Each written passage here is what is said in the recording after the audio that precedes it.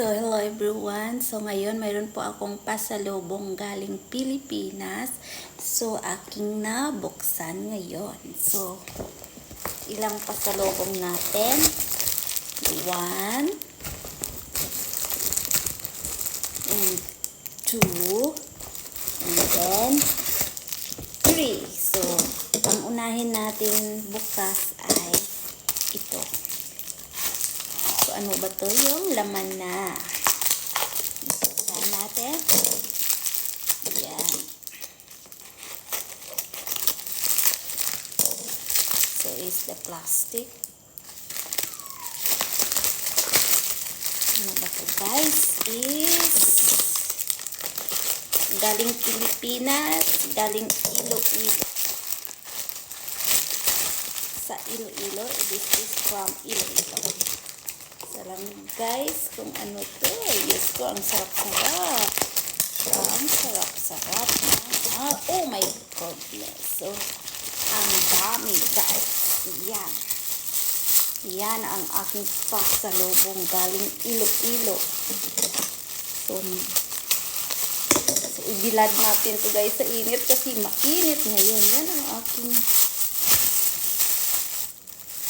Yan. Yan guys, yan. Yan. Galing Pilipinas.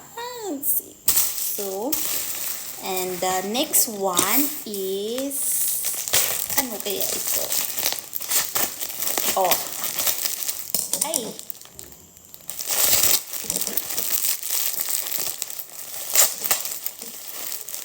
Is kalkag, the small shrimp. Yan guys, so sarap ito guys, no?